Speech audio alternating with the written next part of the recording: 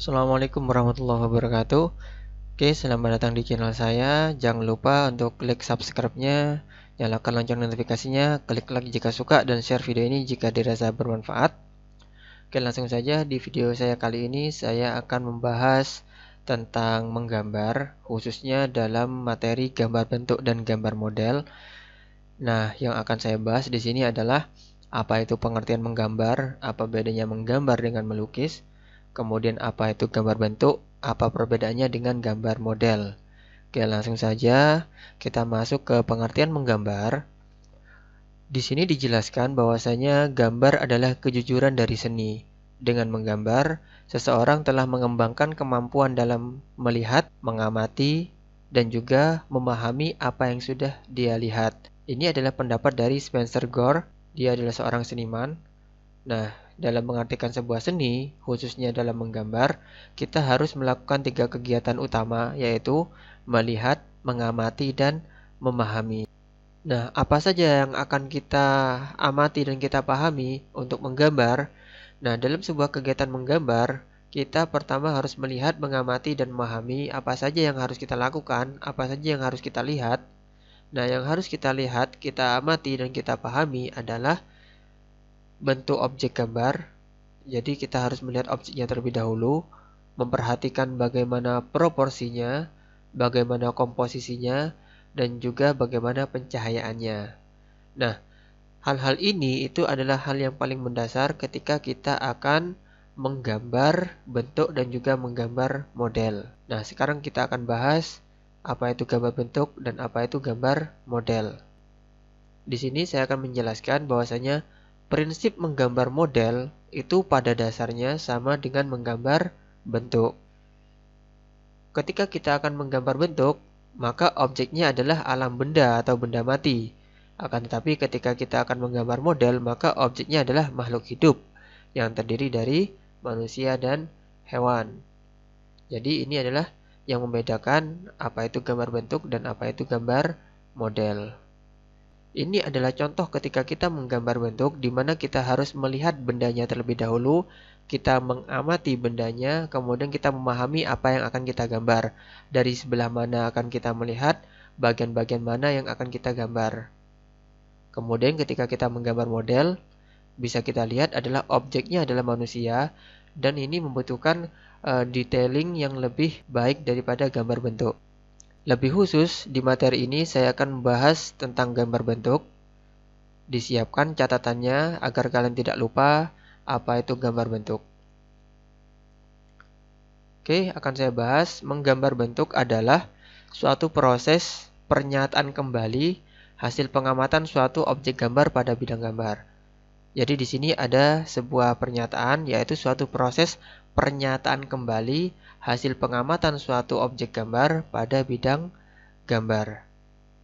Kemudian di sini dijelaskan bahwasanya menggambar bentuk secara umum merupakan kegiatan menggambar yang objek gambarnya berupa bentuk benda.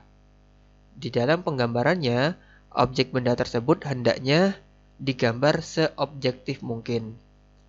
Jadi di sini adalah menggambar benda dengan sangat objektif. Jadi tidak ada campur tangan imajinasi di situ. Jadi kita seperti halnya dengan mengcopy benda yang kita lihat, kemudian kita menyalinnya ke dalam gambar 2 dimensi di buku gambar kita. Nah, berdasarkan dari pendapat itu, ada sebuah pendapat yang menyatakan bahwa gambar bentuk adalah gagasan bentuk yang diwujudkan di atas bidang gambar melalui kemahiran tangan dengan media titik garis bidang bentuk warna tekstur dan juga gelap terang yang dibuat dengan memperhatikan ketepatan bentuk, perspektif, proporsi, komposisi sehingga menghasilkan karya yang indah.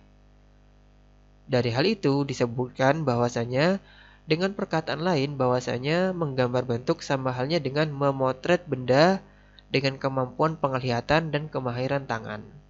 Selanjutnya, setiap gambar bentuk, pengertiannya pasti selalu mengulang-ulang kata-kata bentuk. Nah, di sini kenapa selalu mengulang kata-kata bentuk? Karena setiap benda pasti memiliki bentuk dasar. Segala sesuatu yang ada di dunia ini, baik berupa makhluk hidup maupun benda mati, semuanya itu memiliki bentuk dasar. Bentuk dasar benda itu terdiri dari bentuk dasar geometri dan non-geometri, yang terdiri dari bentuk 2 dimensi dan juga 3 dimensi. Kemudian, bentuk geometri di sini dijelaskan adalah bentuk yang beraturan, dapat diukur menggunakan alat ukur. Akan tetapi, untuk yang non-geometri, itu adalah bentuk yang tidak beraturan, seperti abstrak dan juga tidak dapat diukur atau dibagi dengan presisi. Selanjutnya, pada perkembangannya, istilah gambar bentuk hanya ditujukan untuk objek-objek benda mati yang dikenal dengan istilah still life. Kemudian, untuk gambar model itu dikenal dengan objek yang berupa bentuk manusia dan juga hewan. Contohnya seperti ini, seperti gambar yang sudah saya jelaskan tadi. Jadi gambar bentuk adalah gambar yang akan kita gambar, objeknya adalah benda mati, sedangkan gambar model adalah objeknya makhluk hidup. Langsung ke bentuk dasar benda, tadi sudah dijelaskan bahwasanya bentuk dasar benda ada benda geometris dan non-geometris. Nah, bentuk dasar benda geometris antara lain contohnya adalah kubus, balok, limas, piramid, tabung, silinder, kerucut, bola, dan lain-lain yang sekiranya semuanya itu bisa diukur.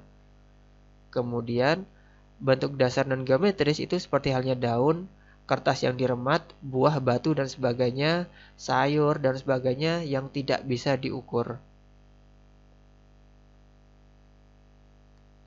Untuk bentuk dasar benda geometri sendiri itu dibagi menjadi dua, yaitu bentuk dasar geometri 2 dimensi, seperti ini. Ini adalah bentuk dasar benda 2 dimensi atau yang kita sebut dengan flat ya. Kemudian ada bentuk dasar geometri yang 3 dimensi, yaitu benda yang sudah memiliki volume atau bentuk. Oke, selanjutnya kita masuk ke bentuk benda geometri. Bentuk benda geometri itu dibagi menjadi dua. Yang pertama adalah bentuk kubistis, yaitu bentuk yang menyerupai kubus atau benda yang bentuk dasarnya kubus dan balok. Contohnya lemari, meja, kursi, kardus, kulkas, dan lain-lain.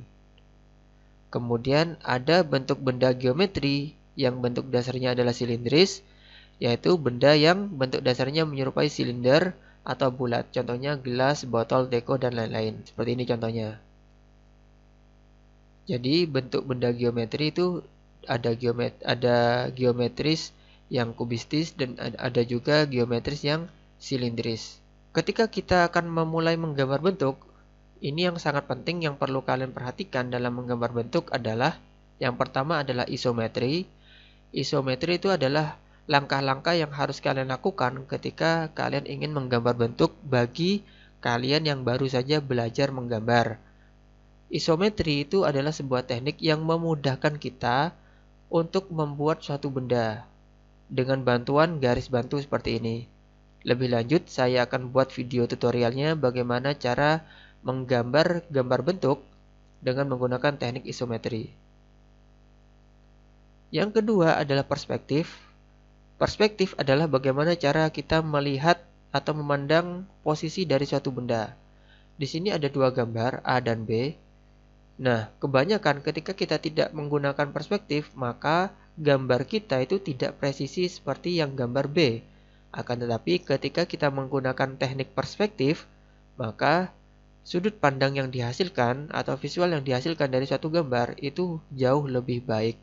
Karena pada dasarnya perspektif yang jauh terlihat kecil dan yang dekat terlihat lebih besar. Lebih lanjut, saya akan membuat video tutorialnya tentang materi gambar perspektif lebih detail. Ini adalah contoh gambar perspektif. Ini juga. Oke, selanjutnya yang ketiga, yang harus kita perhatikan ketika kita menggambar bentuk adalah pencahayaan dan juga bayangan. Tidak mungkin kita mengabaikan kedua hal ini, karena pencahayaan dan juga bayangan adalah suatu hal yang menjadi satu kesatuan, di mana ada cahaya pasti akan ada bayangan. Akan tetapi jangan sampai lupa arah datangnya cahaya dan munculnya bayangan. Bisa kita lihat di sini ada 4 gambar. Ketika cahaya muncul dari balik pohon ini, maka yang jelas bayangannya ada di bagian belakang pohon ini. Jika cahaya ada di atas, bayangannya pastinya di bawah. Jika cahaya dari kanan, bayangannya di sebelah kiri.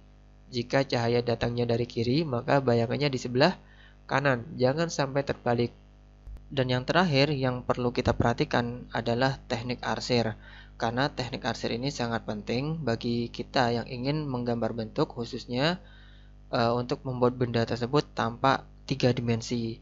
Jadi nanti kita akan bahas lebih lanjut mengenai teknik arsir, berbagai macam teknik arsir, dan bagaimana cara menggunakan teknik arsir tersebut dan menerapkannya pada karya gambar bentuk kita.